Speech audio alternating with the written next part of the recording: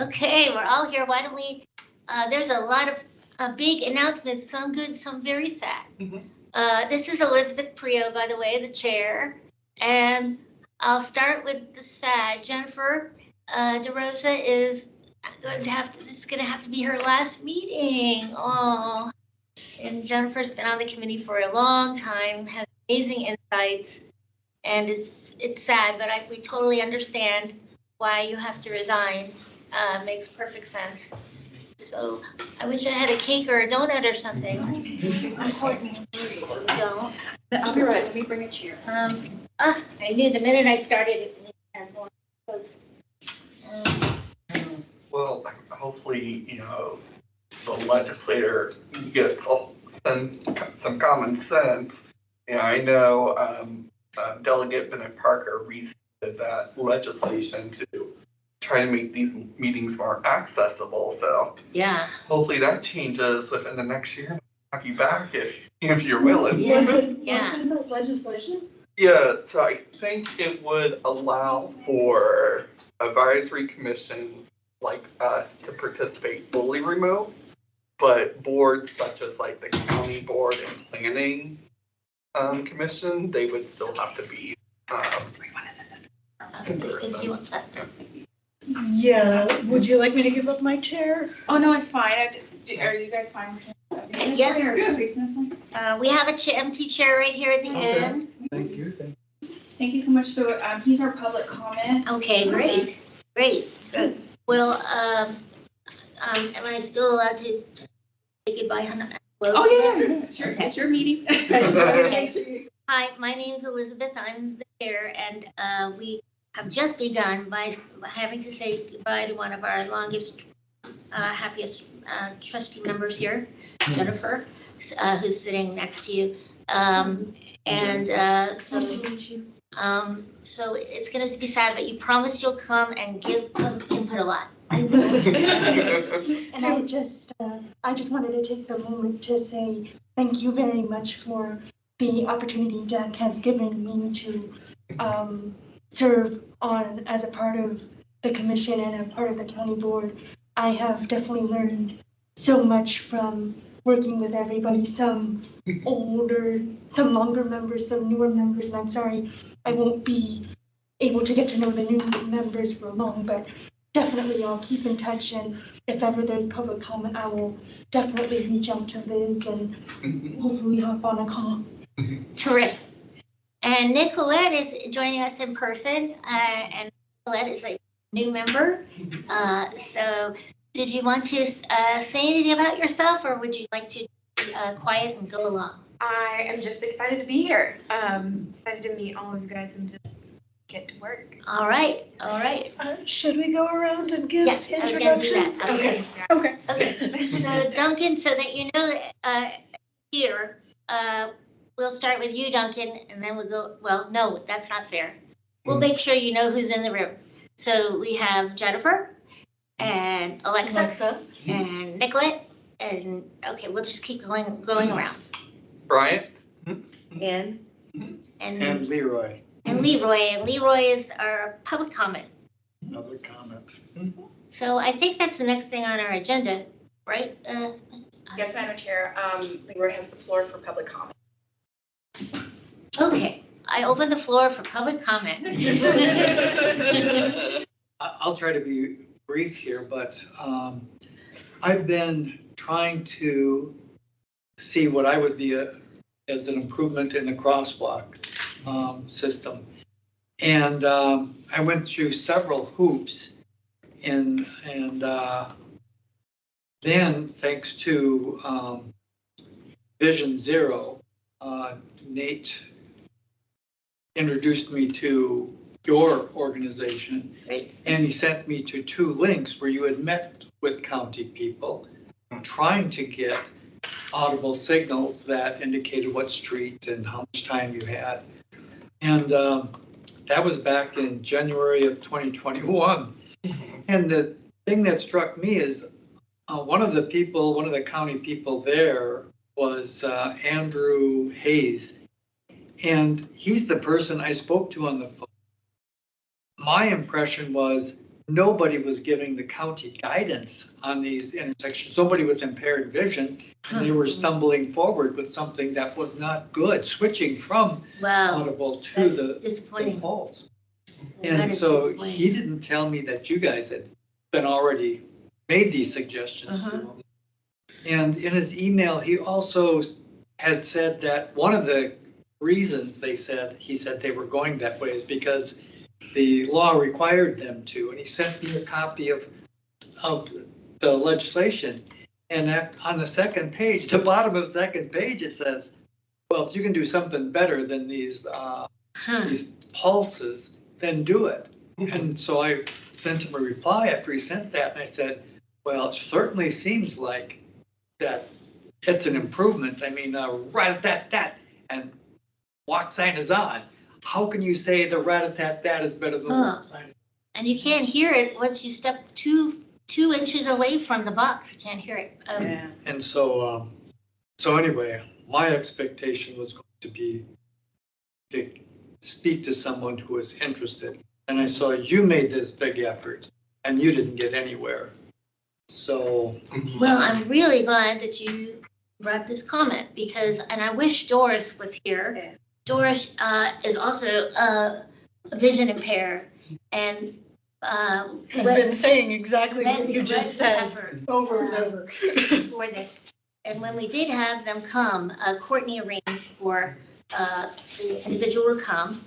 And we asked the individual who came, I can't remember the name, who it was. I think it was Andrew.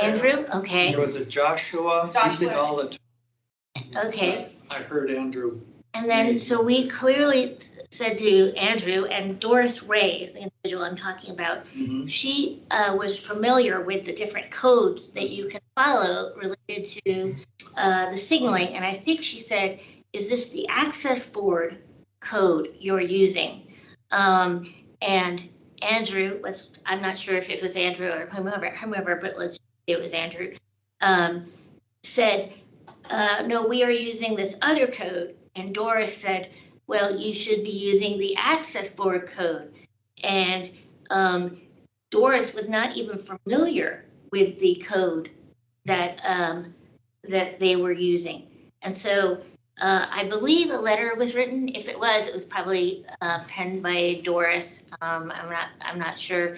I don't know that it came from our board commission, but we definitely made it known that the code that Arlington was using was a code that we were not familiar with, that we knew of the access board code, which didn't require this.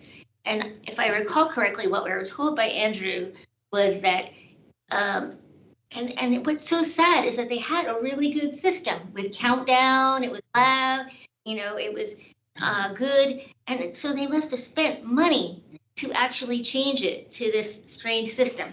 But what we were told was that people could, hi, this is that, come on in.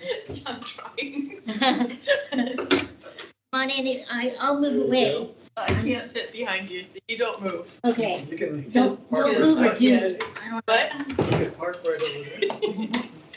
Duncan, I'm sorry, I stopped because Suzette just joined us. Thank you for braving the cold to I'm be gonna here. cross, so I really, Okay, I'm good. okay. All Okay, right, You're gonna come right here or around it this way? there's no, so I guess I sit here. I don't- so Suzette, if you don't recognize this fellow, it's because he is offering comment on an excellent issue. And we we have Duncan on the computer there. And we have our newest member, Nicolette, joining us for the first time. Nicolette, this is Suzette. Okay. Okay, so what was raised was that just like Doris did, I don't know if you were on the committee at that time, that the new system, they moved from a really nice signaling system, which was a countdown that you could hear, to these chirps that mean nothing to anybody, and you can't hear them after you've moved like 2 steps. And so you had mentioned that you heard from the county that nobody had raised a concern. and yet you went to the Disability Advisory Commission notes and saw that we in fact had raised a concern. I didn't know that they are still saying, I'm just flabbergasted that they said they didn't hear. And I was explaining that I think what they told us, and Alexa, let's see if you remember this, and you as well, that somebody had complained that the signal, the countdown was too loud. So it was interfering with individuals' ability to hear the cross traffic. That's what I thought I heard. I remember something like that. Yeah, I can't say for certain exactly, but Yeah. but it was something that made me go, well, hey, as a person who's both sighted and hearing, that might annoy me. But if somebody else needs this, I can stand being irritated at a crosswalk Right. for a few seconds while everybody else, Right. has full access to the, to the crosswalk. The other thing is, I'm sorry, I don't recall your name, so Leroy, you were saying that they showed you a copy of the legislation that they were using? Yeah, it was an attached document, PDF. Is it possible that you Yeah, can share that with us? I'd like to see it, especially the part where you're saying that it says, that other things can supersede it, or, just to see exactly how that's worded, because I do find this strange. We did, it was something that we did comment on, and it was something where, Doris expressed over and over very much that she felt the same way you do. It's not, these little chirps don't make it clear where I am, where I'm going, what I'm doing. Yeah. Right. Yeah. I'm not, Courtney, for the process of requesting staff communications regarding this issue, do we have to write a formal FOIA request to request all the communications regarding this? Would it be communication specifically for DAC? DAC, and also if there was a citizen complaint regarding the noise levels. Regarding the noise level. Yeah. Yeah, that's a great question. Let me research to see if I can request it. Yeah. I think my assumption is behalf of the commission, I should be able to, but let me just check. Okay. So this is communication related to a complaint that was received regarding the volume. Yeah, for the audible. And I don't know whether Doris made a specific request, but I remember when Andrew was here, I'm just assuming it was Andrew because I don't remember the name. She said, "What statute are you following?" They did not provide the statute. Right, they didn't give it to us. Yeah, and I just remember that it was very clear that Doris said, I have never heard of that statute. The statute that everybody follows is the Access Board statute. And so it would be really helpful also to get a copy of the statute that they reference and that you're mentioning, Leroy, because if there is that paragraph, that's a slam dunk. Yeah. Yeah, when I sent, I said, if I'm not misinterpreting this, this says it says the pulsating tone is a minimum, and it says in that paragraph, if you can do better, go for it. And then he replied with well, this will require an engineering study. So it's like. And did staff say they were forward with the study? No. Well, I was like, well, okay, put it at blindfold engineer, take him to an intersection and let him work his way across. Well, and also, the way to get we are actually supposed to speak for people with disabilities in the county. So if they got one complaint from one individual, then the response you would think would be to go to the Disability Advisory Commission and ask for further input.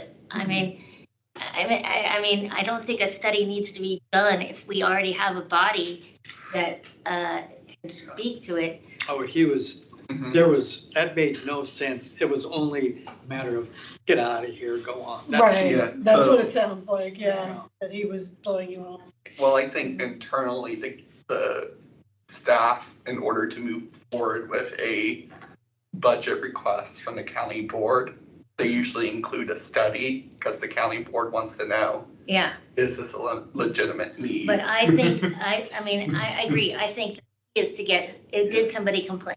That's what we were told. Yeah, But as far as a budget request, Mhm. if they actually had appropriate signals, they then spent their budget to Mhm. make it inappropriate. So I have no sympathy, and I don't think we should have any sympathy for them to have to spend money to correct it. Right. Let's say that expenditure, Mhm. given what the infrastructure that there is, would be very minor. Yeah. Because all you're doing is flicking a couple of switches and, they can adjust everything, the countdown, Mhm.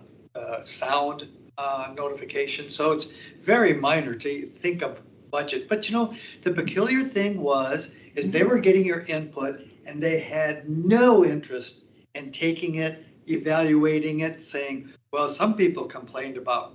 In fact, as I recall, when they mentioned about the problem with counting down traffic,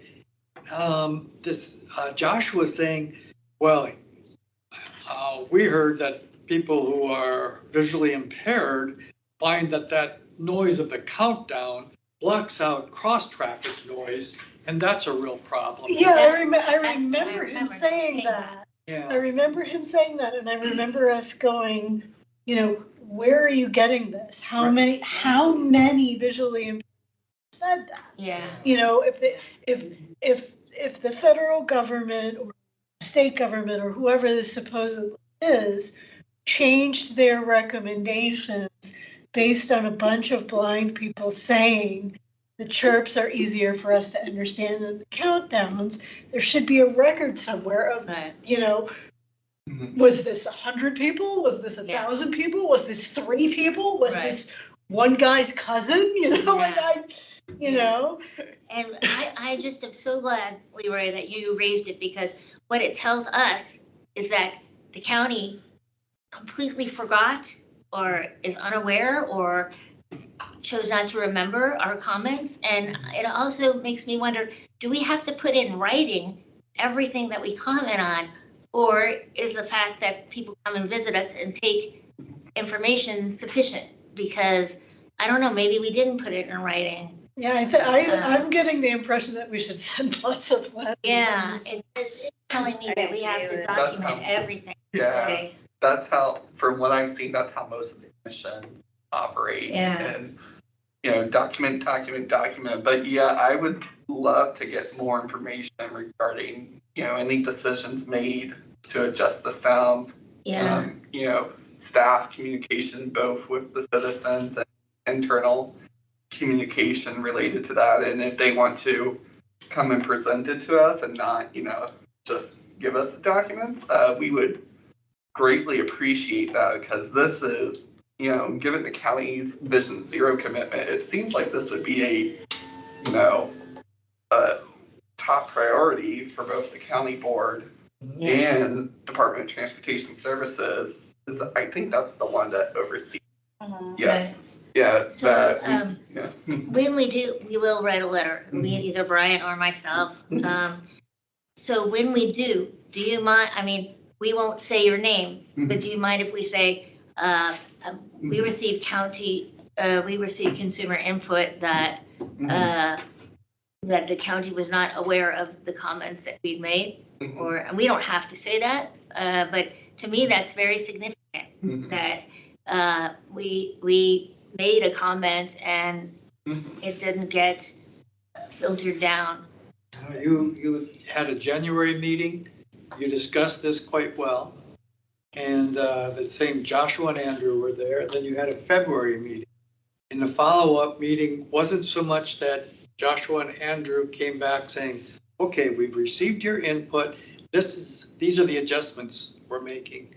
Instead, Joshua cited 4 reasons why they're sticking with the system that they have. Yep, It- yep. They were Yes, so Yeah. sparse, such as one was, well, we have people from the international community visiting the area and they may not understand English, so But they the church won't makes no understand. sense. Right, But they right. won't understand walk or walk Yeah. signs across Glebe Road. They're not gonna know the roads. It's like, Yeah. I suspect they would know the road because they're Yeah. gonna have to figure out how to go from A to B and they're not with, Okay. without some knowledge. But And- anyway, yeah. those are flimsy Excellent public excuses. input. And I would assume walk would be a basic. Right, and counting down from 15 to 0 or whatever, Mhm. even if you don't know English, that's as meaningful as chirp, chirp, chirp. If you do know English, it's more meaningful than chirp. Yeah. So I don't understand that. I remember that. Yeah. I remember them coming back and just like, well, the law changed. Yeah. And I remember the way they, again, I Mhm. can't remember every detail, but the Yeah. way they presented it, I remember being very sort of, Mhm. oh, get with the times, Doris, you're just weird. Yeah. And the thing is, Mhm.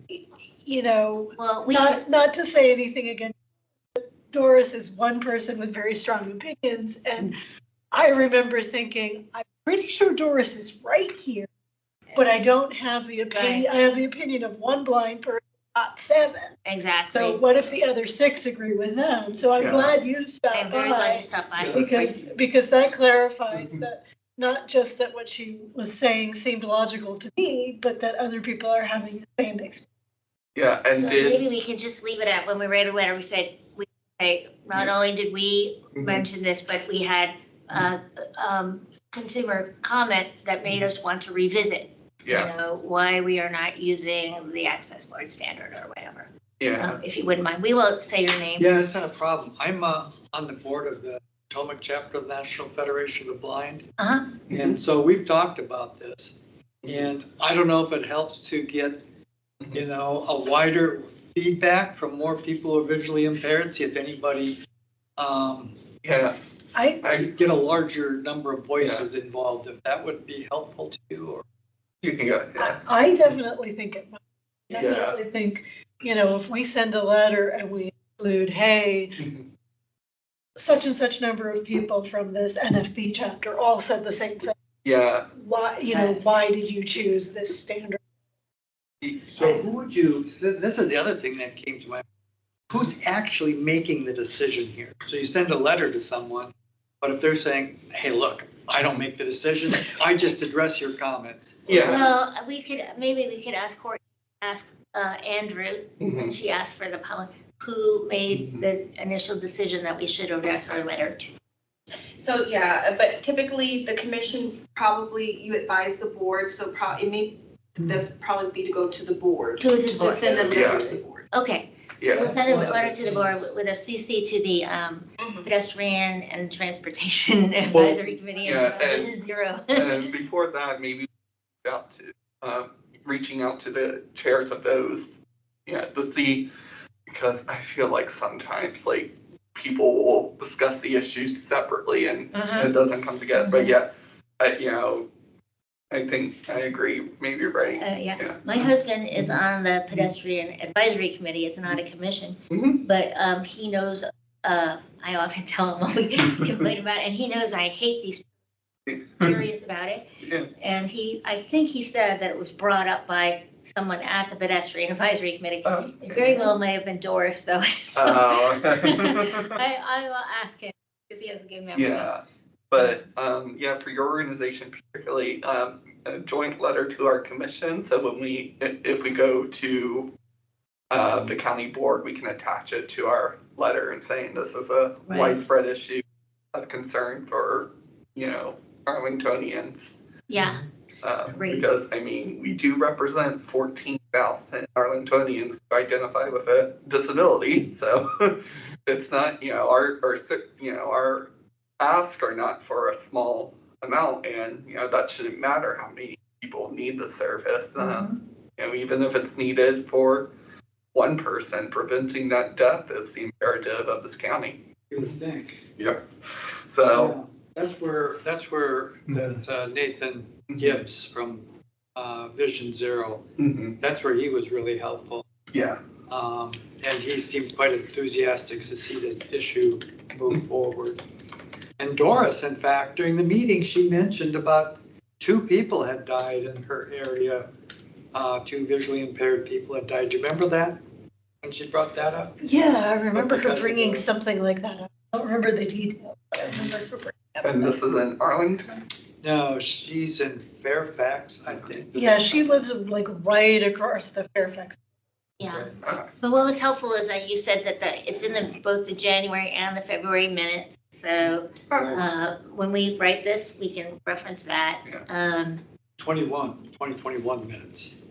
I mean, in that video clip was recorded. I saw the 20 meetings were recorded, so it was on. Pardon me? Yeah, that's where I'll go. Yeah. Okay. But I forwarded that email exchange that I had with Andrew to you, right? And I forwarded. Okay, do we have any else that you want to ask us? while you're I'm here? sorry, I didn't mean to take this. No, that is what we're here for. We're thrilled to have public comment. We don't get enough of it. So continue on. Tell us more about your issues. Well, that's been an issue. I pushed on this for a while, went to the county, and they set me up with people who really are involved in making repairs. And I called that same, I talked to somebody in the county, talking to different people, and Nate from Vision Zero. And I went forward with filing another one of those comments to the county about something needing to be taken care of. And the county says they get back to you within a certain amount of time, a limited amount of time. And I've not heard back on that request. And this was something Nate told me to do so that they can get a tracking of what's going on with this case. So I should check with Yeah. him again, tell him I met with you guys, tell him that the county hasn't gotten back to me and see what he suggests too for moving forward. And I'll also get a hold of the NFB people and see from the Potomac chapter and see what they have to say, what kind of comments they can forward. Well, great. And do you have, do you know how to reach Courtney? I guess you do because you be sure to do public comment. So that's where it should all go. Okay. Yeah. Bless you. Yeah. I'm not surprised by the response of DTS. They told me one time that I didn't know the pedestrian rules of safety in the state code, even though I've been a driver in the state for 15 years. So I'm hoping DTS has a change of receptiveness in a more diplomatic way, but yeah. Okay, well, thank you. Sure. Thank you. When are we gonna follow up since he's Well, I was just gonna talk about it. Do you want to take the first stab at the letter? That would be great. Yeah, I can. I'll take a stab at it. As soon as I get the information from court. Yeah. So I'll follow up with them regarding the complaint and see how to best proceed. If I'm understanding correctly, the DAC stated that either if the information cannot be provided, that somebody can come present and have a discussion about the findings, and I'll follow back up with you on that. All right. Yeah. And we can also, you can send me what you have, and I can talk about how we are aware that the access board is usually the standard that it gets followed. Yeah. I can get clarification on that from people I work with. Yeah, and the staff member names as well. So I'll try to go back. Actually, I'll go back on the meeting minutes. It doesn't sound like we need the staff members' names. We could just say, you can get it from the meeting minutes. Yeah, so I'll go follow up on that. So I put that on my action agenda for me. And that makes me want to raise one other thing. I don't know if this is the right time to raise it, but I had promised to get information back on our letter about housing, and Doris was going to review it. I did not follow up with Doris, but I do believe that I understand why we had her review it, because we wanted her to review it because rules. But I am of the opinion that we might want to just send it anyway. I was going to say that. Yeah. Because we don't have, my firm belief is that we don't have to be experts. We just have to raise the concerns we see. So I am going first, so she will know, and then just send it, because we need it to be sent, and that's that. So, especially since I mentioned it at the show. We need a record of having done things. Having done something. I agree. So Yes. that is my plan. So did you get that down? I mean, Courtney? Okay, great. So I don't know what's next, but it didn't look like we had a very big agenda. So I was wondering if I could mention one other thing. Am I allowed to mention? Your meeting. Oh. Okay. Suzette? Is there a way to permanently make these meetings closed captioned for me? Well, yeah, I mean, if we use Zoom, it comes with closed caption. I don't know. I if can Teams turn it does. on. Because Yeah. every time I come, I have to ask. So My apologies, I'll Oh, okay, great. Thank you okay. for mentioning that. And thank you for following up with that. So the one other thing I wanted to mention was that I know there's usually a spot for me to make this report. Was that we on occasion, the county board will, it's usually Matt DeFerry, I think they call them, but they'll call together a commission chair meeting. And so all the chairs of the various commissions get on the phone, and Bryna Hefner,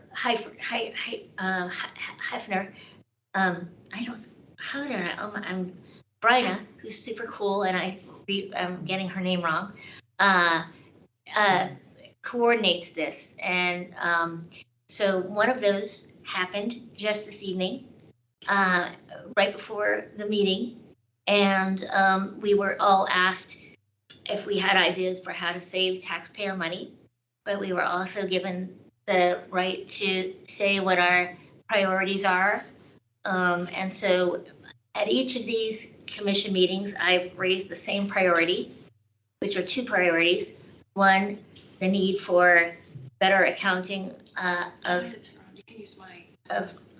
accessible units within county affordable housing, and the need for a ADA coordinator to oversee in the county to make sure that ADA and fair housing requirements are met.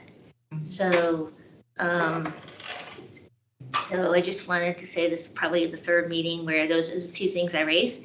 But it occurs to me that maybe I should take your input as to what I should raise at the next commissioners meeting, because right now I'm only mentioning those two, and we have new members, a lot of new members, and so if this is something that you want to discuss now, or you can put on the think about for the next meeting, I would love to be able to tell at the next chairs meeting. I know that they take notes, and I know that they do actually listen, or at least Matt did, to my knowledge. So if you have other issues besides those two that you really think we should mention as our priority, I was going to mention the STAR issue, but because it had been tabled, I wasn't sure whether it was our top priority still. Yeah, it looks like since the Transit Bureau lost staff, it looks like they're kind of going back to the drawing board with hiring people out. I don't know how much of a reprieve we want to give them, but since they don't have someone heading that up right now, I also don't know how much yelling we want to do when we don't have someone to yell at. So, you know, I'm feeling kind of stuck about. Courtney? I'm sorry, we do have the meeting minutes, and we have two commissioners, Brian and Ann, who want to also present items. Sorry, I forgot. Okay, great. Well, I one last thing on this. I think that when the chairs are asked, they're asked for priorities that might cost money. So, so for example, the chirp issue might not cost money, and so it might not be mentioned, but things like the housing for sure, an ADA coordinator for sure. So if you want to put it on the agenda for next time, if anybody has thoughts on what we should raise. Oh, I have an immediate ask. yes, immediate ask. All An right. immediate ask. If someone could do an audit and adjust all the push button walk signals so that if you're in a wheelchair, you can actually access them. Oh, that Because is there excellent. is about a 55% rate where I can't reach in a Wow. wheelchair the button Absolutely. to cross the walk. And some of the times it's ridiculous things, like they put it in the middle of a garden. Right, It's yes. like, So- those Yeah. are very pretty flowers, but. And all you gotta do is put a metal pole in that extra wire. Yeah, Yeah. so I will, okay, so how would you like to have me articulate that ask?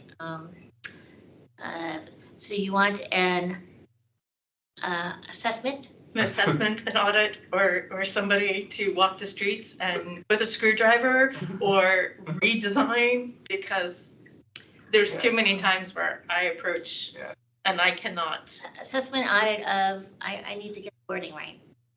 A study, so they use the county's favorite word, a study on the accessibility of crosswalk control devices. And I'm thinking that that's not something that a county member who doesn't use a wheelchair or have a physical impairment might be able to answer.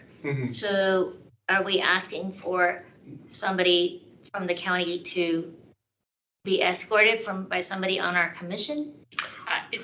That, you know, lots of people can get into a wheelchair and sit in a wheelchair, able-bodied people, and try, but but there is so much.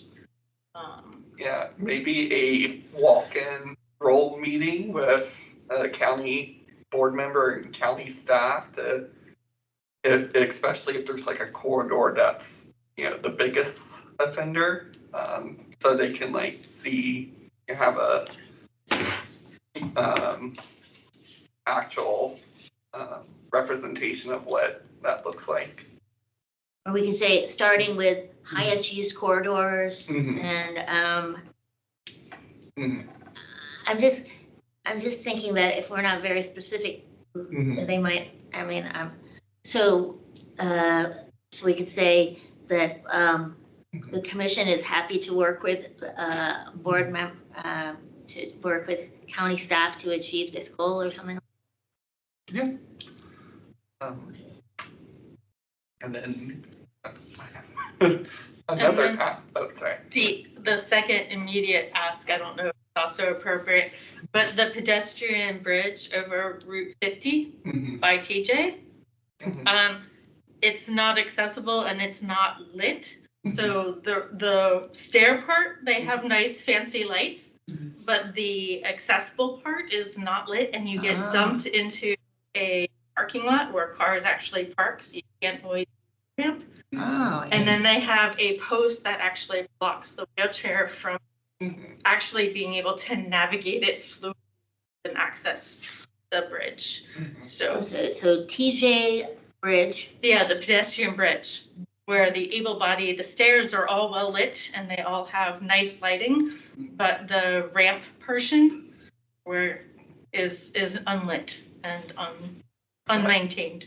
So that opens back up because I read in early December. I used it tonight, but I hate using different- it because it's very hard to use. They have a different pedestrian bridge close to Fort Myer. That's the one I was thinking about. Yeah. Okay, great. Those are two good issues. I Any issue is good. I don't need to express an opinion. Yeah.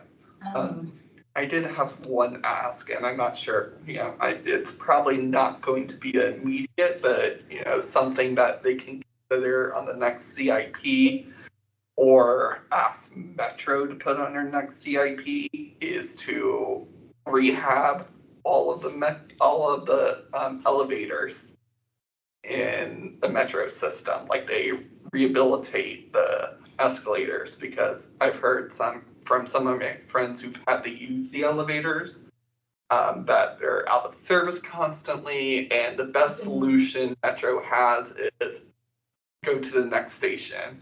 Yeah. And considering every year that county citizens vote on bond referendums to pour a lot of money into Metro, it'd be nice to see some improvements on their accessibility features that not only disabled folks use, people with disabilities use, but those of an older age use.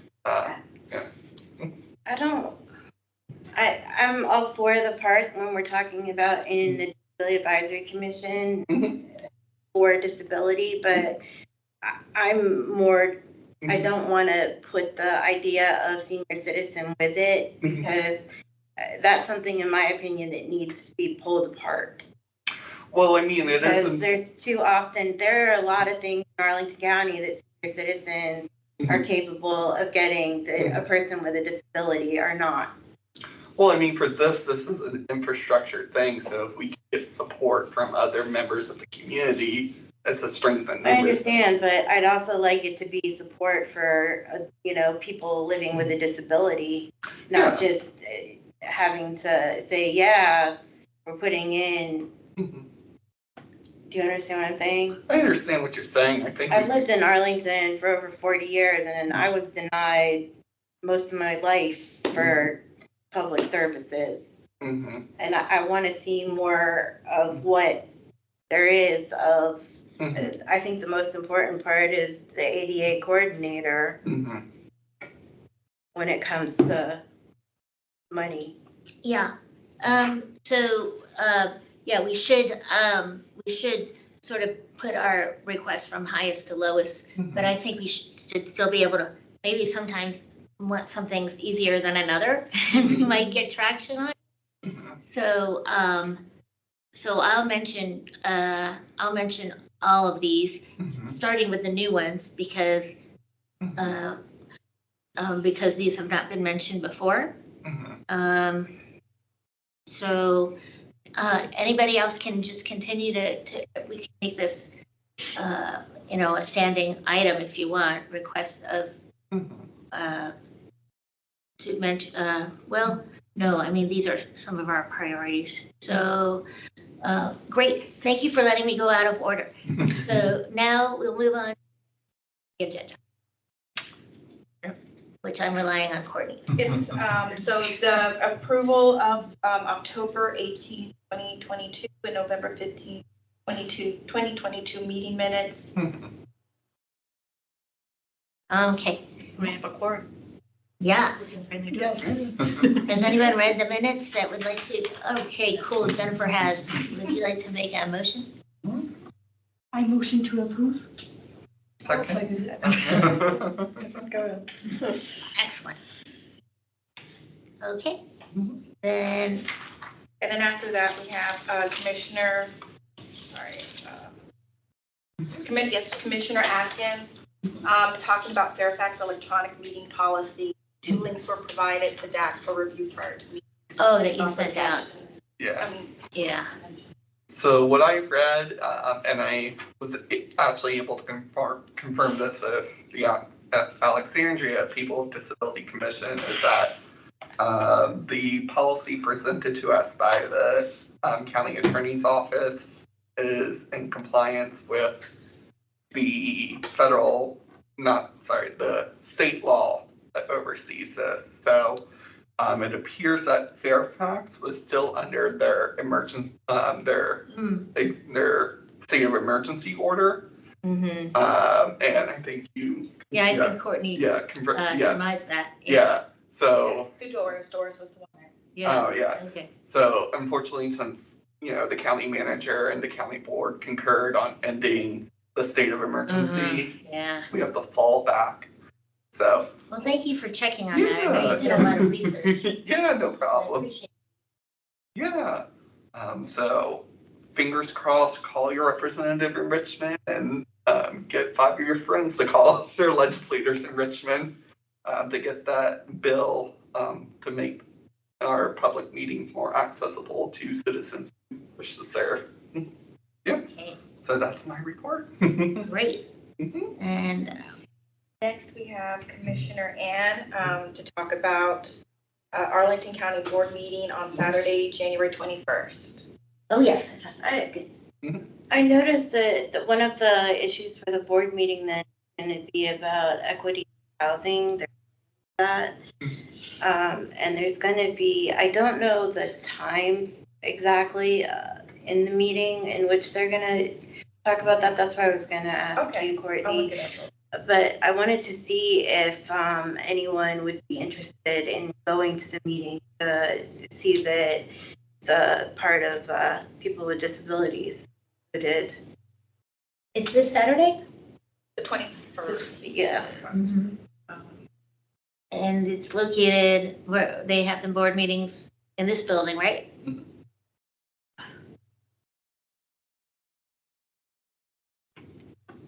Yes, they're usually held in the third floor, the main.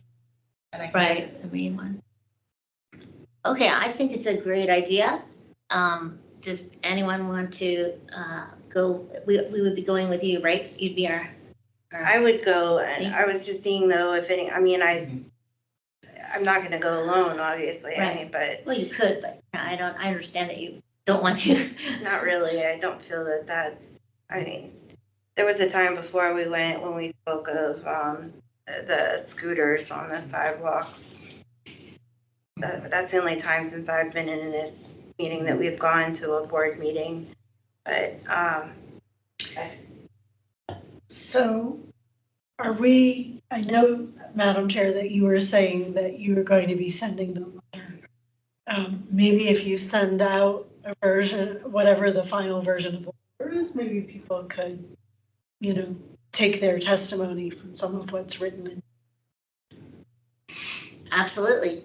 Yeah, that's a good idea. And or speak from the heart. Well, yeah. I mean, I'm not saying that. Right, I'm just that's a saying, good idea. I'm just saying that could be handy if Right, it's possible to get it out in time, to have something to look down on. right. Priority 1, this is priority 2, this is priority 3, if that's the sake, though, can you send out a copy to Yeah, I will. members I'm not of gonna us so send it that without you guys. 'cause the looking one at it, part so. I am curious to, if you could, Because it's been so long since anybody's seen the letter, Well, so. yeah, if we're remind talking- me, included in the letter, the percentage of high bay, I can't recall, because that's one of the areas that Doris is always very, but it is addressed in the letter, I remember. But I can't recall what the percentage was. It was way back when Rosemary. well, she wanted to increase, both her and Rosemary. Oh, okay. Doris and Rosemary. Yeah, if you're wanting us to look over the letter, I don't know if it can be sent. That's the thing. Right. So do you have a date when you're sending it? Or do we want to nail something like that down? Well, I could send it out this evening and give people 2 days. I mean, if you don't do a short deadline, people don't tend to look anyway, right? Right. So, but actually, I said I would contact Doris first, so I probably won't send it out this evening. I'll probably contact Doris tomorrow. Then, That's how she's feeling, if she'll. well, I mean, and then we could have Thursday, Friday, but the thing's on Saturday. Right. Give 1 day to Yeah, review. so we maybe don't have time. It looks like you have thoughts, Courtney. I just wanted to let you know, yes, it's January 21st. Public comment is at 8:30 a.m., no later than 9. So I'll follow up with Graham, our board liaison, just to get you guys on the agenda for public comment. Is that what you're? Oh, that's good, because I'm familiar with when you had to get there early in the morning and sign up, so we don't have to do that. Right, I don't think so. I think it's a different process. So I'll follow up with Graham just to let him know that you guys are. Okay, so we have to be there at 8 or 9? So 8:30, but I think they also have a are they doing a virtual? Yeah, they still do virtual. The public comment is virtual. So let me, if you like, I can follow up with Graham. Yeah, that'd be okay. great, and Okay. virtual would be that, because Yeah. I'm not gonna volunteer if I have to get there. Yeah, Yeah. getting there by 8:30 is kind of an. And don't we get like 5 minutes instead of the standard 2? Let me Yeah. ask him. I'll follow up with Graham Yeah. Okay, great. And this equity thing, is there a board report about this, or it's just a topic that we're wanting to bring up? I don't think that there is a report. I might be Okay. wrong, that area. I Uh-huh. don't think there is one yet. They're still coming with deciding. Part of it is they call it, part of it is the middle housing Okay, part. yeah. And where they're even talking about some of the houses that they're gonna make in 3 levels. But when you do that, where is the consideration for people with disabilities? Well, yeah, I talked to some of the proponents of that, and unfortunately, unless the county is throwing in some of its money through AHIF, there's not much control they can do, since these would be private developments. Now, let's say APA or HC decided to get into this business, or something like Habitat for Humanity, Absolutely. and they request AHIF money, then we can, then I think the county has more I control. don't know the specifics yet, Okay. because the plan, Yeah, so I mean, of course, we can discuss more when the plan goes out. because it's still a what if. So, but the reason why I wanted us to be there though is so that they do have consideration for including, because when it comes to housing, Arlington. So it's easy enough for us to say, if anything is to be supported with county dollars, then we remind the county, we don't have to urge, we remind the county that accessibility has to be provided. And so. Again, and Doris again is another one that knows all the details of the Fair Housing Act when it comes to that. Right. Bringing in. Right, it has to be a certain number of units, but if it's supported by county funds, I believe it has to be accessible. That would be the issue under the ADA, because it's, but when Arlington, when they come to accessible, APA, their newest Gilliam place, when I saw that building, they didn't even have where there was, the wheelchair accessible doors. Courtney helped me get in contact with people to be able to get some of the doors. And none of the trash rooms have wheelchair accessible electronic doors. It boggles my mind where we are in Arlington when it comes to accessibility of new developments. Right. Well, and that's mandated by ADA. I'm sorry? That's not mandated by ADA. That's a luxury. Yeah, the ADA would only require places open to the public to be accessible. And But so when we're that would talking about where people include, are living with disabilities, I mean. that would be the Fair Housing Act, and I think it has That's why something to do with the number of units in the facility, whether they're open to, I don't know on the Fair Housing Act, but I know that the ADA, if it is using some public funds, then places open to the public have to be accessible. But accessibility doesn't require a push button.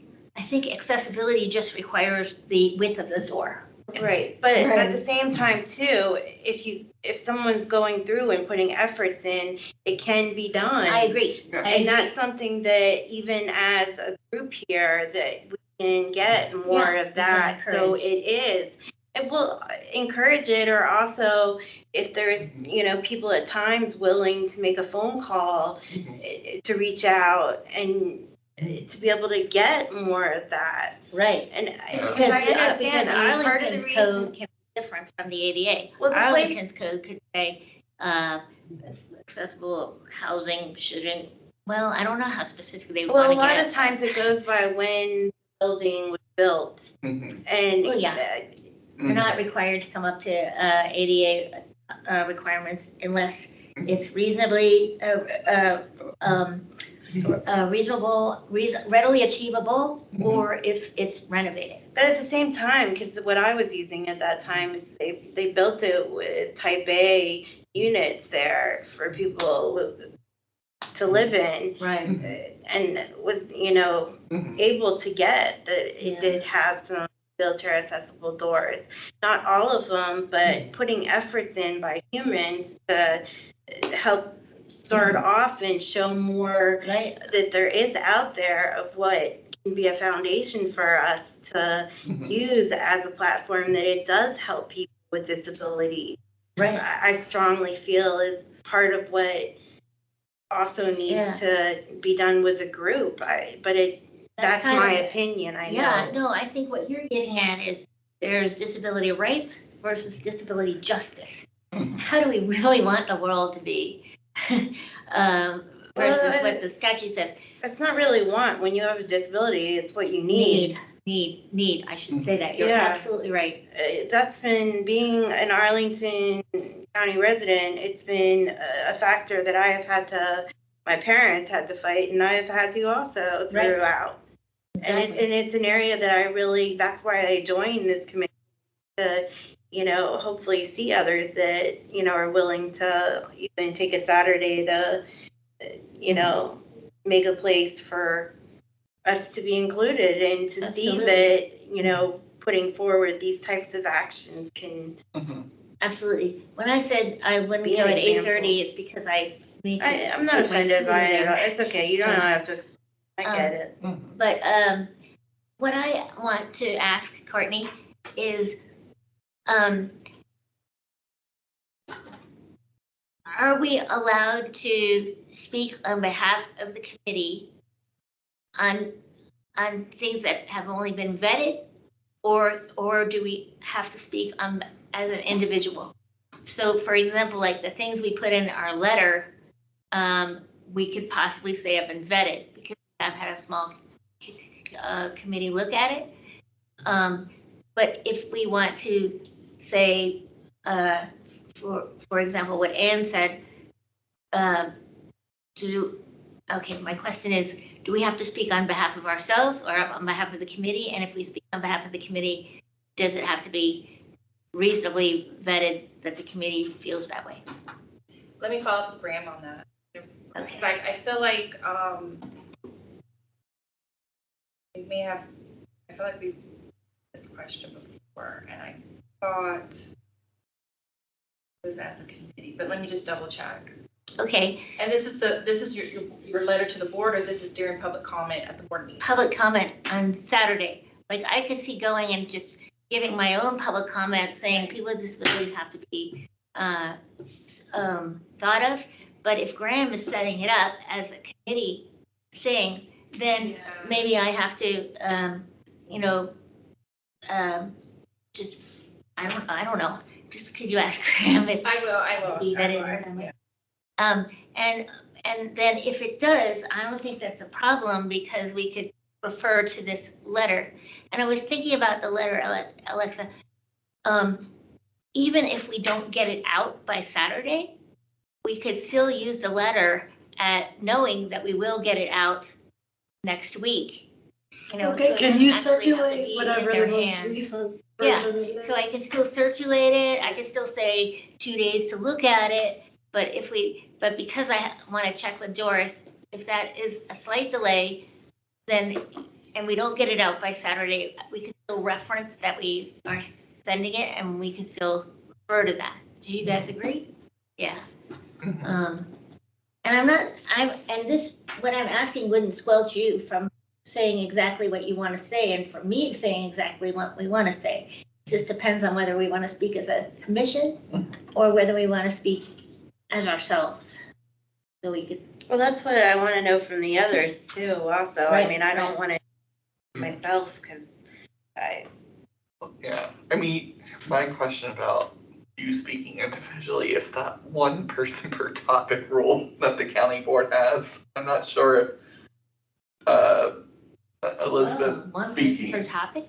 I think when we last asked this, because I remember asking this, and she had mentioned that I think it was okay for one person to speak, but everybody was there in support, but I think it's one person speaking on behalf. Including Oh, commission. okay. Right, but let me just double check. Yeah. I Well, mean, that'd of be course, great. that That would helps. be you because you're impassioned, and then you can say, I'm well, here that's for what support. we did. I guess that was okay.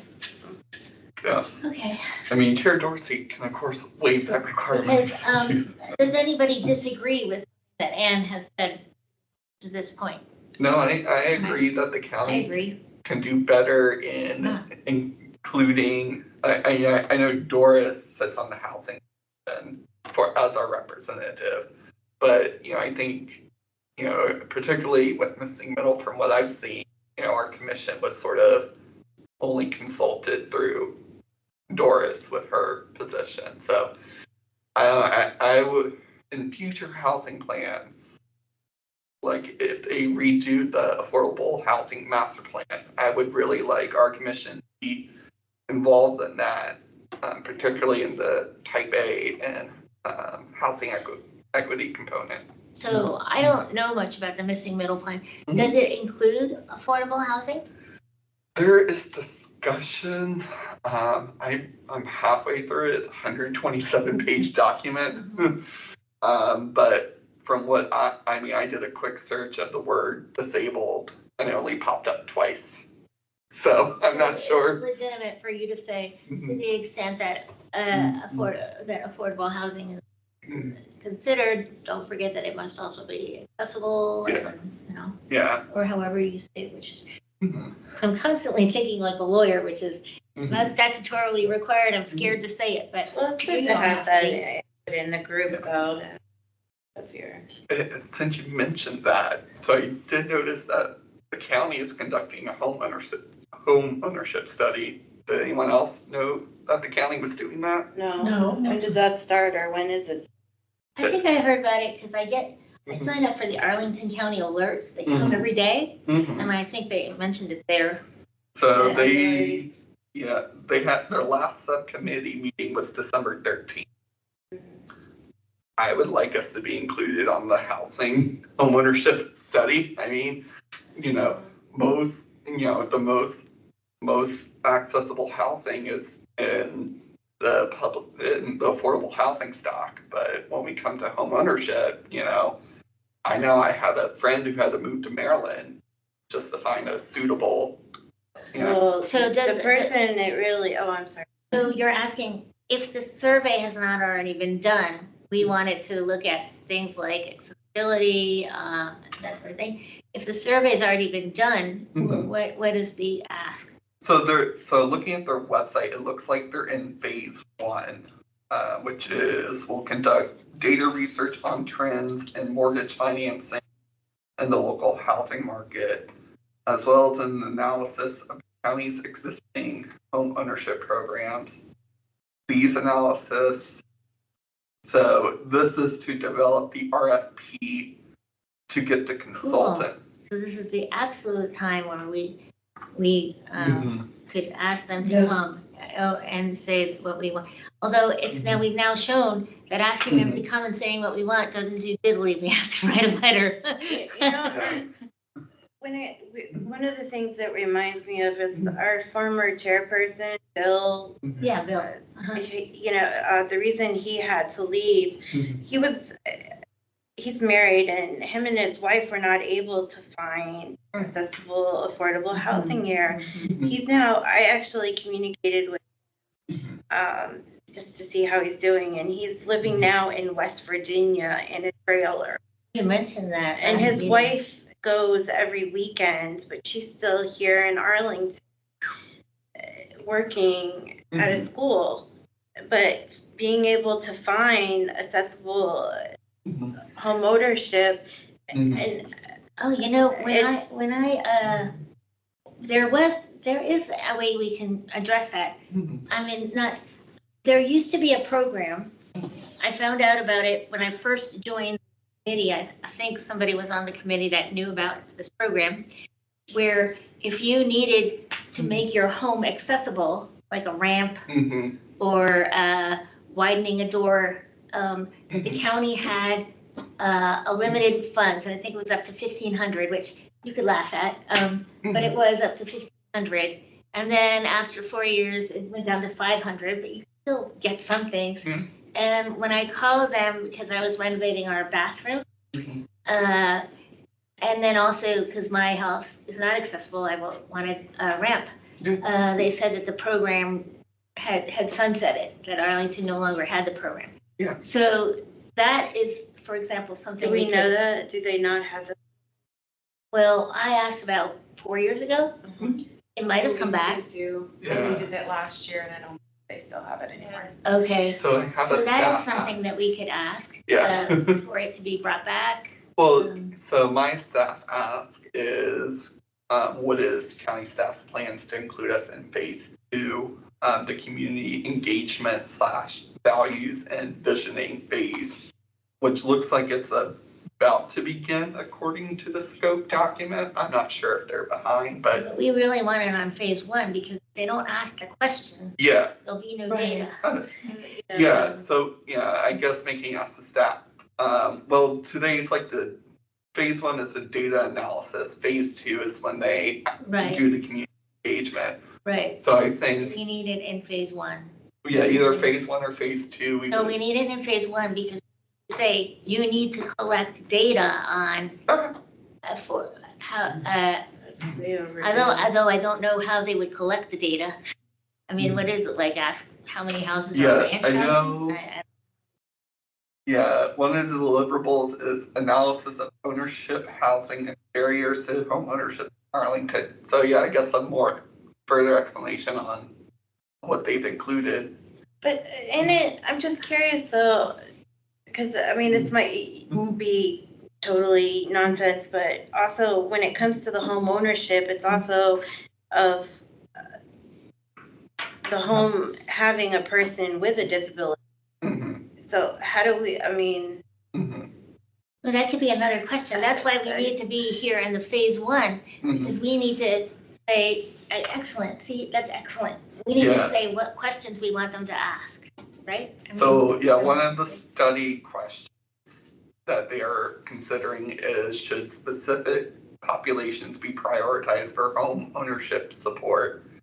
Includes Oh. BIPOC, seniors, Excellent. families, public safety workers, county residents, and employees, etc. So I'm assuming we're in the et cetera, but it would be nice to get, the housing division to say, Wow, I'm So so come and glad have you them brought this up, present. Brian. have them, Okay, have come, okay. have them present, or at least say like, here's the document that shows what we're including, here's the plan, so we know ahead of time to prepare, so we don't get like blindsided. Right. Um, So, yeah, ask if it can be done so that we would have some input on what data is collected. mhm. Excellent. Wow, both of you, yeah, excellent. thank you for bringing that up. No problem. Yeah, I'm glad I did the search on that. Housing. Do you know who's the head of that? Let me see the staff contact. Caitlin Jones is the study coordinator. Is that with a K or a C? C. Okay. And to go back to your question, I'd be happy to present with you, Oh, thank you. even if it means I have to get Eric to put my scooter in the car and like the break of dawn. I appreciate that a lot. That's why we're here. Thank you. It means a lot. And I'm Anyone glad you else? said that because it shook my head, like, oh my God, that's why we're on this. Mhm. So if anyone Is else wants to anyone join else us. interested for going to the board meeting about? I can express my concerns to the county board, but unfortunately I have a prior engagement that day. And you've agreed to help write the letter on, Yeah. so Mhm. you're covered. Not So- not that I'm. So did we decide that county board thing, is it going to be virtual or do we not know yet? So county board is in person, however, I believe the public comment portion is virtual, so you can come in virtually. So let me just Okay. follow up with Graham to see if it's either or. I know they're pushing Yeah, public let me, comment. let me know, for because if they want Mhm. this to be there in person, I can try, but I'm just Virtual. really Mhm. slammed with work and I would prefer not to wake up quite that early. Yeah, and like, You have a lot of experience working with disabilities and helping. Alexa was the one that, when I first Mhm. learned of a housing grant, she helped me, so Right. Yeah. I But really if only one person value. can, it's gonna be you, Okay. so. Right, that's the other thing. All of that will be in Right. email, I guess? Yeah, That's what we still have to Okay. learn. You 'cause saw the Okay, Graham and yeah, you provided yeah. on board. I'll keep an eye out for the email. Last time we spoke at an event, there were multiple people. Michael was still in the group. Michael spoke, Doris spoke. Mhm. Were you at that, the one about the scooter? I don't think I was, I think I had something else I. Okay. Yeah, I mean, I've always been able to like be one of 60 people to speak. That's fine having one. I'm But just- maybe they changed, that's what we, I'm Right, Let me right, just yes, clarify, I that could would be be- wrong. yeah. No, but yeah, So- thank you for checking. I Yeah. appreciate it.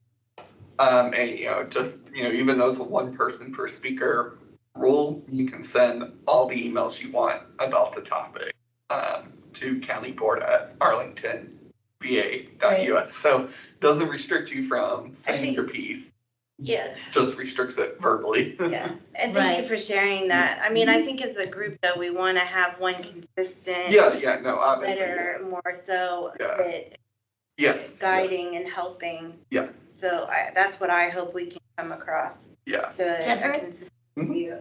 I'd just like to comment really quickly that I think it would be a good idea for the commission to be involved in the phase one, especially if they're planning a new property with accessible housing. Mhm. And I do think it needs to be considered because, not to put the spotlight on myself, but I just became a homeowner within the last year. And so, Congratulations. thank you. Yeah, congratulations, Thank you. awesome. But it's not about me, but the reason something just came into my mind was I've had to consistently ask like management and the head people like how to make something more accessible. Because when we first moved in to our current unit, almost nothing was accessible. So I had to write a request saying I need a fold down seat, Yeah. I need grab bars, I need, mostly just for the bathroom, but I said, it would be nice if like newer properties already had some of the accessible features in them, so then, people with disabilities wouldn't always have to say like, oh, I have to go ask for this, and Mhm. I won't always be heard, but I need to be heard. Right, So right. it would just be nice, like going forward, like if Mhm. people would consider like how people with disabilities like I don't know how to say this, like if they would consider, what the challenges are for people with disabilities and how they need to live as independently as possible, I Yeah. think it would Yeah. be good for them to say, okay, so we've gotten the input from a commission who has members with disabilities, and now we can like plan for future reference, like Right. this is Because, what we yeah. can do to like promote change, and like they don't always have to feel like, oh, I'm being left out because, of A, B, and C. Yeah, I mean, when you think about it, even beyond what the law requires, the county has pull in, if you think about Amazon, like they made this deal with Amazon, no taxes if you do this, this, and this. And I'm sure they did like, a certain percentage accessible, or maybe, but, these are kinds of things they could put in, like grab bar ready, or, yeah. So I wanted to make, it's an idea I've had in my head for a while, and I'm really asking the question of, can we add this as a coverable expense for Medicaid? Like, have the county put it under legislative priorities to make accessible equipment covered by Medicaid? Well, durable, medical equipment's already covered. So like grab bars and stuff? Well, a grab bar is a durable medical Okay, equipment. sorry, yeah, I'm not used to that, I'm not, Yeah, yeah. yeah. So, it is true that, well, the county can't determine what's accessible by Medicaid, but the state, does determine, what Medicaid will cover. Yeah. But there's certain things they have to cover, and durable medical equipment is one of them, so Okay, we don't need to make that ask. But Okay. but I think it's good to Yeah. keep raising these things. And I Do you think it's agree? a good idea, but I think it's a complicated one too, because when it comes to Medicaid and getting Yeah. So, I accommodated. mean, we gotta have people throw out Right, ideas and, no, yeah. But I just so happen to know about Medicaid, so I yeah, know that, okay, that would qualify as durable medical equipment, because its use is primarily, as, needed for a disability purpose. okay, cool. Yeah. Now, I would also like for the county not to, now, another question is, when the county does its assessment of property value, would something like a ramp be counted as an improvement? Well, No. do you know, it's It's actually. actually a detractor. Exactly. Oh, okay. Exactly. It actually decreases the. I know, I was shocked to Oh. find that out, shocked. Okay, well, Yeah. maybe we can ask them to reverse that policy. Well, but I don't think the county is in charge of how assessments are.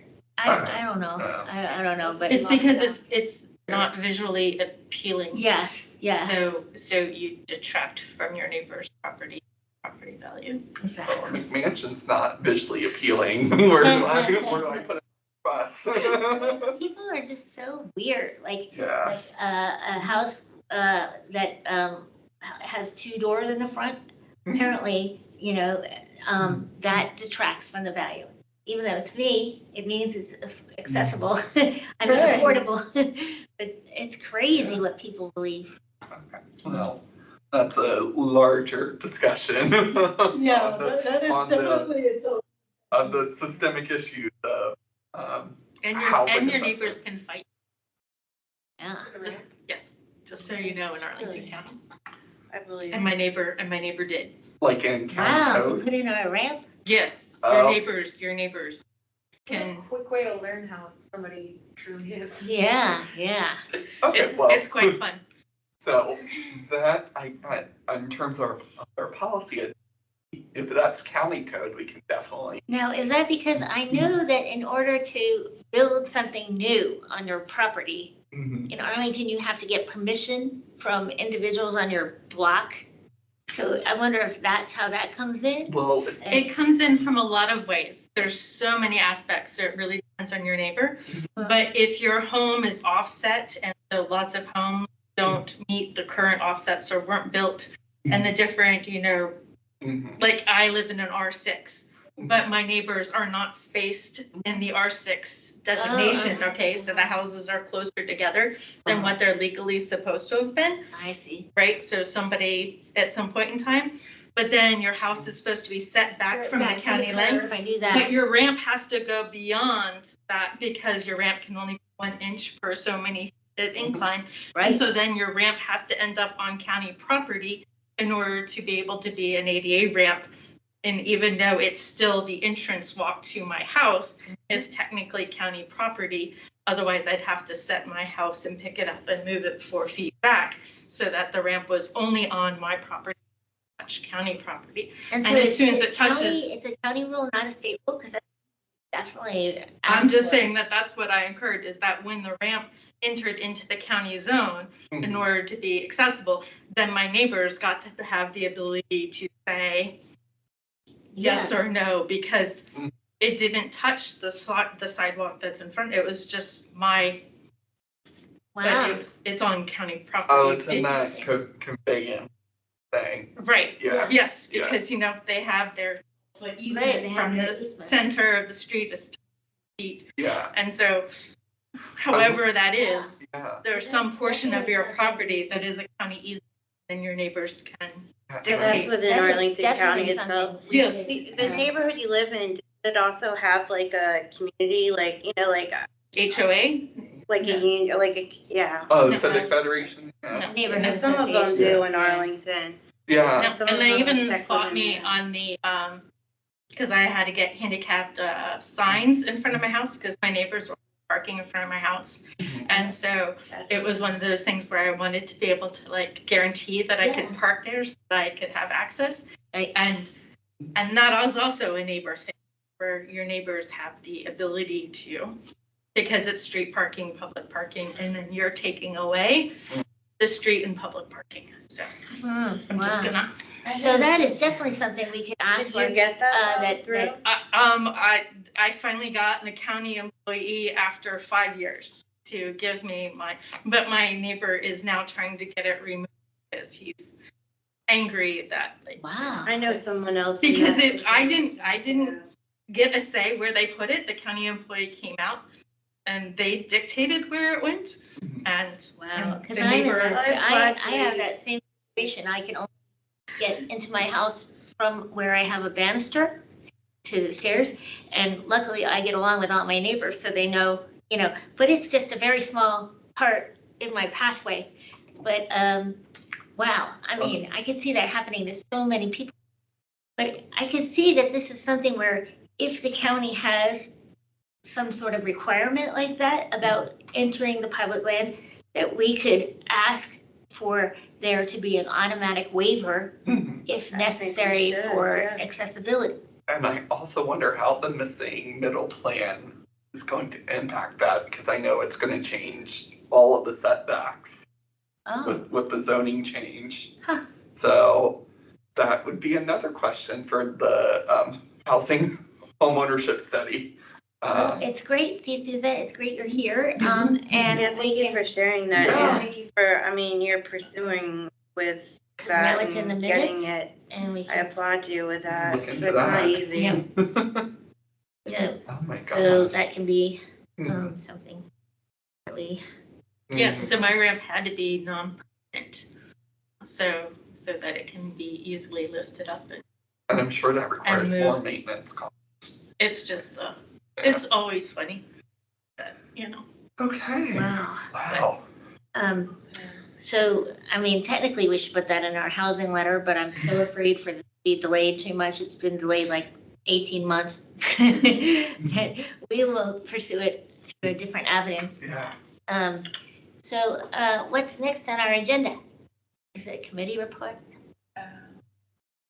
Sorry, I should. Yes, liaison reports, site plan review, which is usually yours, she's there. Transient advisory commission accessibility subcommittee. Yeah, the Transit Advisory Commission is actually meeting right now. So I am here, so I can't tell you what they are doing right now. We did not. Why not?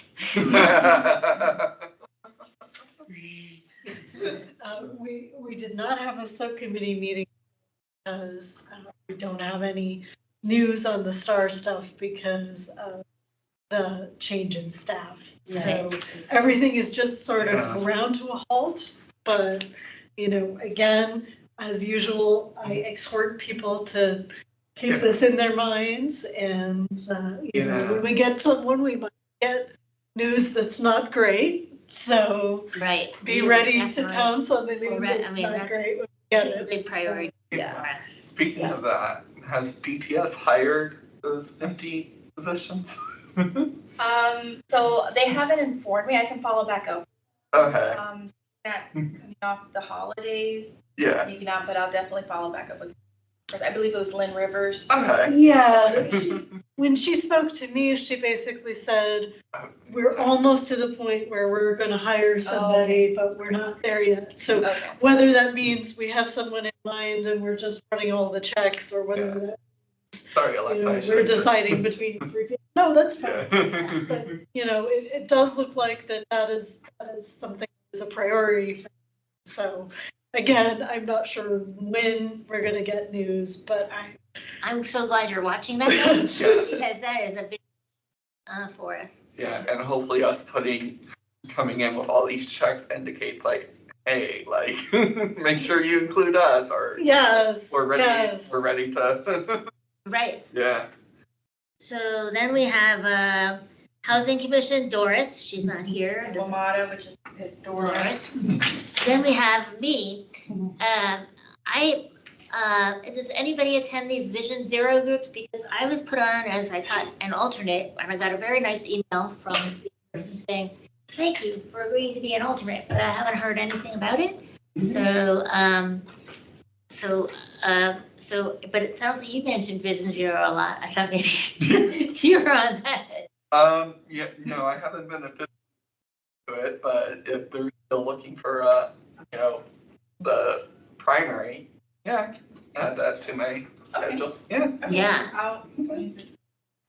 That'd be great, because I still am on, it's off the agenda because we hadn't met for a while, but I still am on the committee to discuss policing and ensuring that individuals with mental health needs can call and get assistance without necessarily involvement of the police. That committee has been off the agenda for a while because they had tabled their meetings, but they are restarting up. So, yeah, so they actually had one since, and they talked about that they have more time to put together a report. I think I talked about this more a long while ago when it started, but basically the issue is that since the county has to set up a system, sort of like 988, you all might have heard of 988, where supposedly individuals could call and get assistance so that it's not like calling 911 and the police automatically come out. Yeah. The concern that I raised on the last committee call was the county has to go forward with 988, and yet they can make determinations about who answers 988, what agency provide the service. And they had one of the agencies come and speak with us and say the training that she receives to answer the 988 calls. And I asked her, do you indicate that the calls are confidential? And she said yes. But one of the big issues about 988 is that there's geolocation. And so while it's confidential, if the individual believes that the person calling may be suicidal, they can immediately go to their home, their office, their workplace, wherever they are, and have them taken away go to like an observation center, a warm down center. So I said, you indicate that your calls are confidential, but you need to indicate that an individual, that there is geolocation, and an individual could be, the police could come if they indicate they're suicidal. And this was tabled to a larger discussion.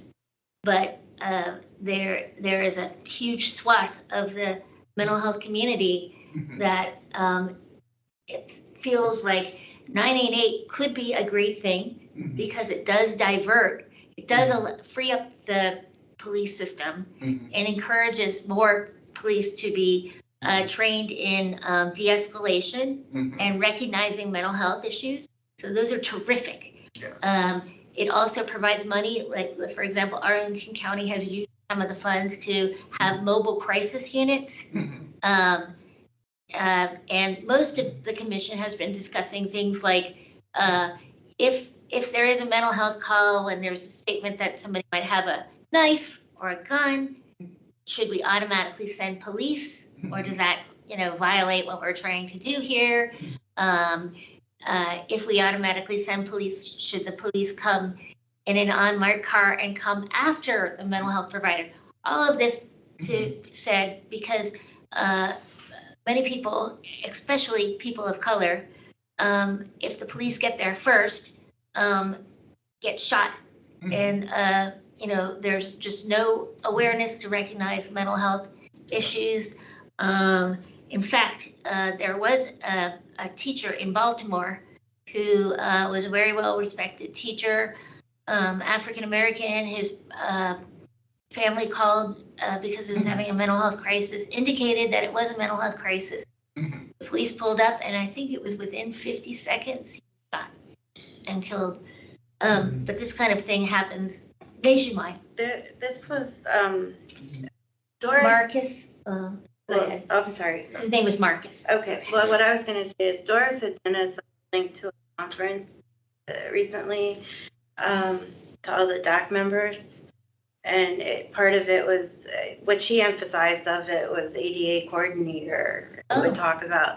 And I attended it. It was like 3 hours online. And part of it had people from different states. And some of them were talking about the mental health part, including the Marcus alert. And one that was in Vermont even actually was able to get a position working with the police that actually works with disabilities, in which what they're able to do though is identify then if a person, they have like portrayals for the of a disability, being able to identify it so that they're not injected. I have some of the examples I can send out in an email. I took pictures of multiple of it and the resources there.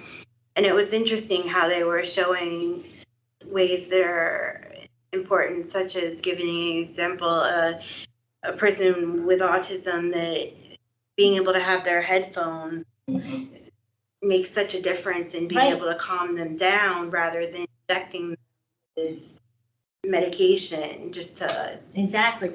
Or a person with autism may be acting erratically.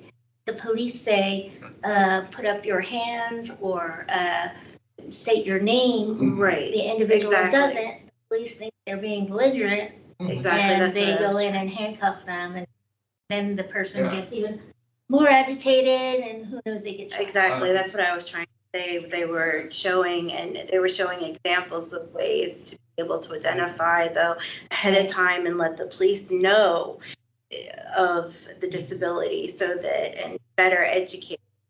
It was an interesting, I can send out some of what please do. To everyone. It was interesting because it was talking a lot about the alert in that and ways of when it comes to mental health, being able to help. Right. And the Marcus alert is interesting. Oh, go ahead. You had a. Yeah, and to mention the autism thing, just to be, transparent to our new member, I do have autism. So I did receive reports around, I think it was October, I received it, where an ACPD officer actually assaulted a young adult with autism. Because of that, he was autistic, nonverbal, and didn't have his ECC device, so he was unable to communicate with the officer. And I think the officer was unable to communicate with them, and the officer went to grab the person with autism, didn't know what was going on, so he naturally resisted. And thankfully that individual is okay, but if that was the way that the CPD officer proceeded, I'm very worried about the next.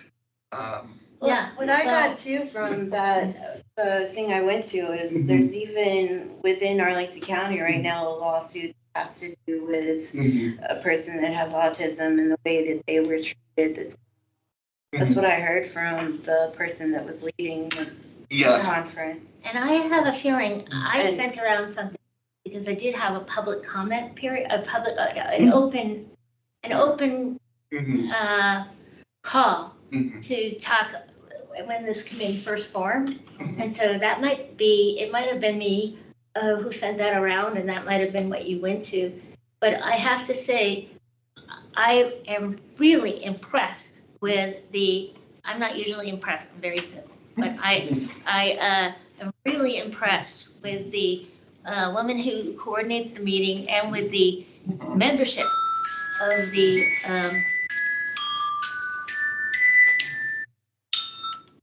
it's very pretty.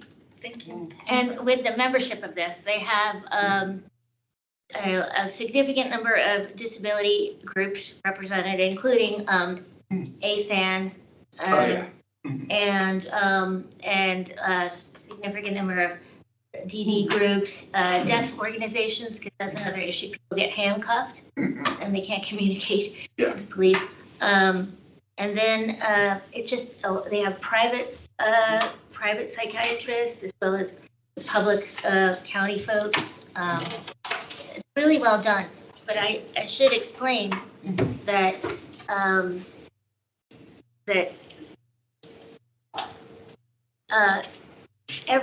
there is a statute that requires, a federal statute that required every, a state statute that required every, based on Marcus, Marcus's family Yeah. pushed for this. Yeah. And they pushed for the state to require every county to come up with a plan for how they're going to respond to mental health emergencies in a way that de-escalates and hopefully prevents people from being in bad situations. So but the county could only afford to fund, even though the state could only afford to have certain counties funded. So certain counties, I don't know how they decided it. Maybe it was based on average income, maybe it was based on population, but certain counties were given money to develop systems and including mobile crisis units, more observation centers, what they call warm down places, like that, training for officers. So some counties got money from the state to do this. Arlington did not. No. But they're still doing this, and they're a damn wealthy county, and they're small. So should they be. damn well be able to Yes. do this. Yes. And from what I can see from the woman that runs it, they're pretty darn serious. She's very, I've just been so impressed with Who how runs they're what? running I'm sorry. these Marcus Alert committee meetings. Okay. Yeah. And so. It's just, when it comes to Arlington County, though, it's disappointing of what is out there for. Well, that's what they've spent most of the first year talking about, is all the programs they have for individuals with mental health needs. Yeah. The concern that I've mentioned is that almost all the programs require you to leave your home to get assistance. Even when a mobile crisis comes to your door, they want you to leave your home to go to the van.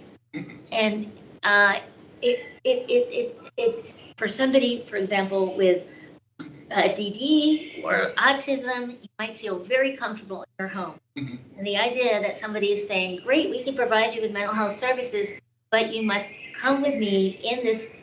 Sure, it's great. It's an unmarked car. It's very nice. Oh, how great. But they still have to leave their home where they're comfortable But that's the in area. somebody else's car. And then they go to one of these warm down centers where they can be for 23 hours, because 24 Medicaid won't cover it.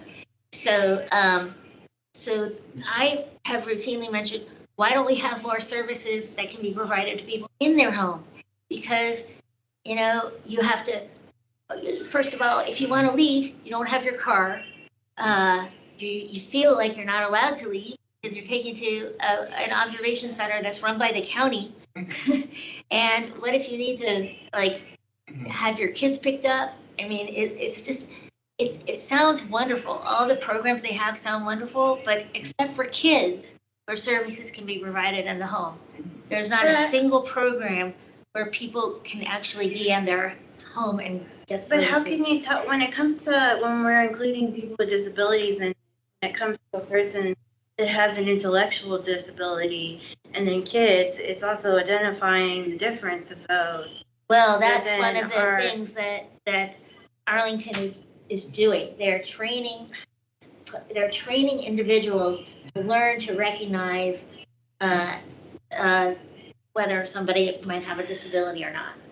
Yeah, and I will, I had a time, I've said this before in this group, that I had before when this was over 10 years ago, the last time, but the first time how I learned of housing grant was my parents, when I was living with them, called the police at a time when I was suicidal.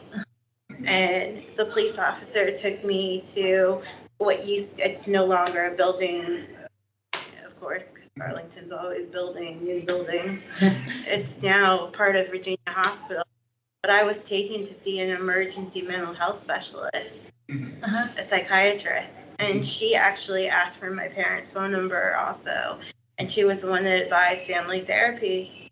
And that family therapy, my parents learned to let go and stop hovering me.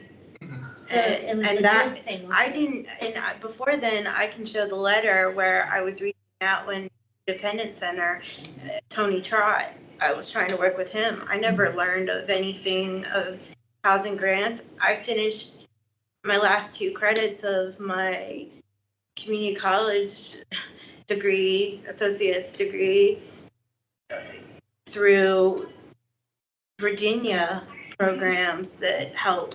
And when I was talking with the license worker there, asking about other services with housing, no, there's nothing, no. And it took being taken by a police officer for me to learn of it. So that is just a great example of why this is a good program, because the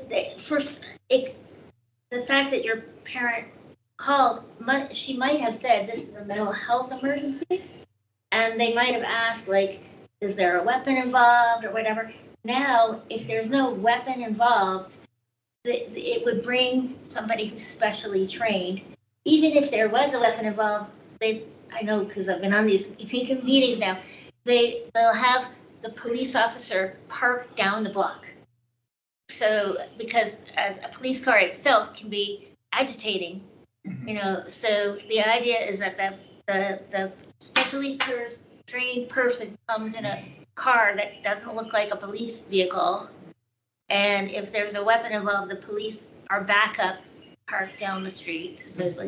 But the idea is that more of these services are available, because it sounds like Arlington may have had some people who were trained at the time you called, or may not. I didn't call. But I'm just being, my mother was the one, but she's a retired social worker from Fairfax County. So the idea is that this committee helps to, a lot of them are social workers and shrinks, and they help to identify like what the triggers are and what's needed. But a lot of what they spend time doing is just saying, these are all the great programs we have. And then the last meeting was about 988. And I think it's getting the information out, in my opinion, that when it comes to people with disabilities, that we lack in of getting that information out. So in Arlington.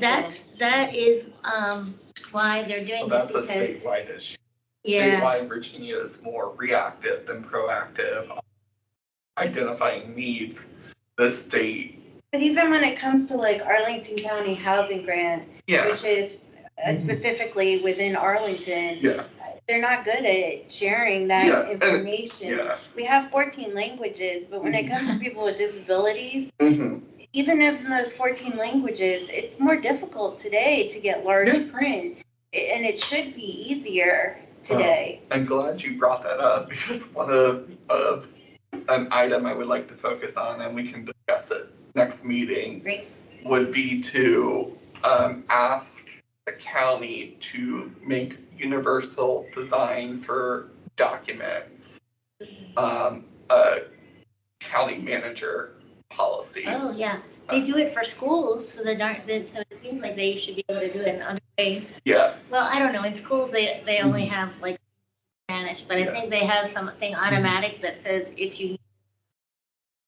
yeah. Or because, and that's another thing, another ask that I want to make to the county. I ran the front page of the county website through a WCAG, the web Yeah. standard thing. Right, right. And on the front page alone, there was 17 items that needed to be addressed just to make the front page accessible to screen readers and other devices and equipment.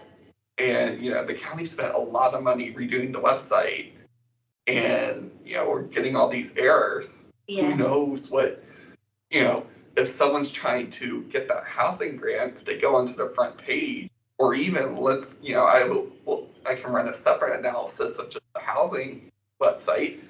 Are they able to navigate to those resources?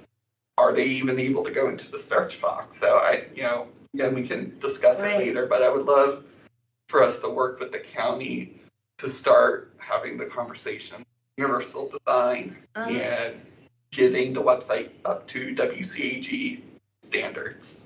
That Okay. was actually one of the reasons why I joined the committee. Great. Last year I was in a really traumatic accident and was unable to move for myself mostly, and needed help getting to and from appointments and needing county resources, and could not, despite hours of trying, figure out exactly what certain programs were for me because of my age and because it Oh, was yeah, they have it all. recent, but I had to dig through so much and so working, and I was very frustrated, and then couldn't fit through certain doors in the county and stuff like that. And so I would love to Well, continue Yeah. talking about that. That's where they're saving on the budget. Courtney, is that something to put on the agenda? We might be too full for next agenda, but for. Oh, yeah, I got it down to add It for won't next go away. month's It'll agenda. be Okay, around you're all this over it, of course. Yeah. So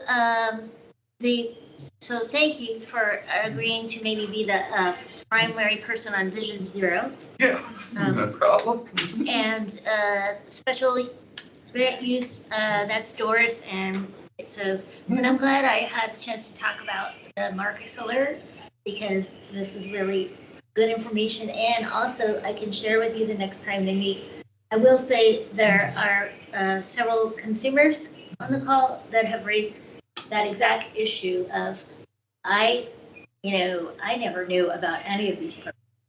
And but I have to say that part of the reason that they're doing 988 is because police officers right now, they showed a percentage. They had really excellent charts and graphs, but they showed the percentage of police responses that have to do with mental health issues like homelessness, and it was a very high percentage.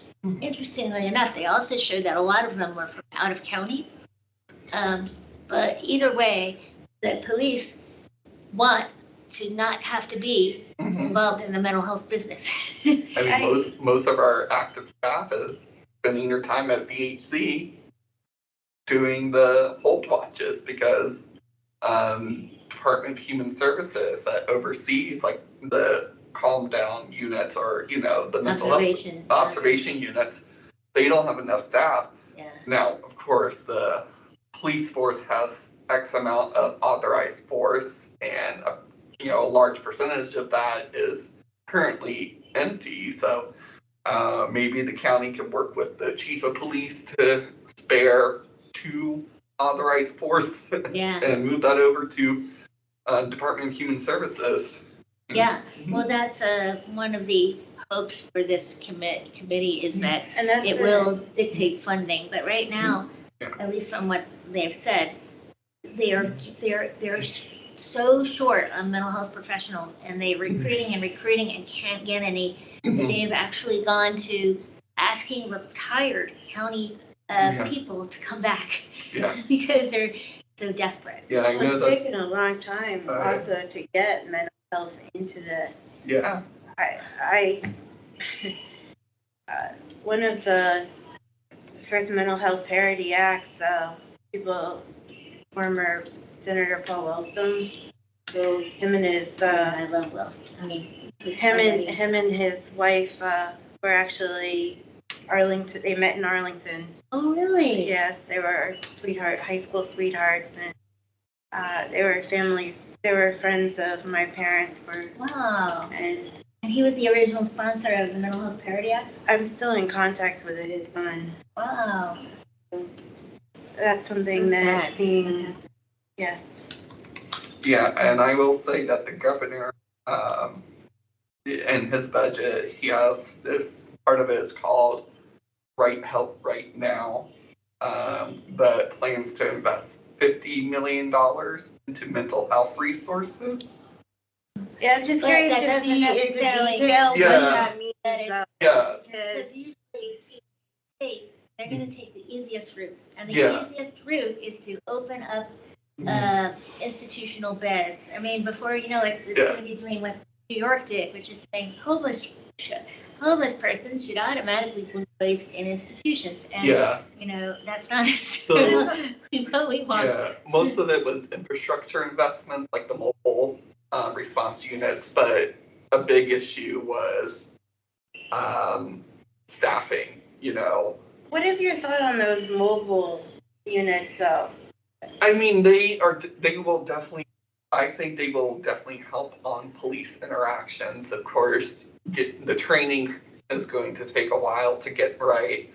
But my issue is if you have these mobile units and you bring someone to a unit, are they going to a unit that can actually support them? Or are they going to be, you know, chained That's to why a hospital they bed? bring them there, but then they immediately bring them to somewhere else. Yeah, because Kind of a fallacy Yeah. in my mind. Because I know Arlington's working on a regional center, but the current way they're doing it is that they're taking people to Virginia Hospital Center and they're on hold until an available bed.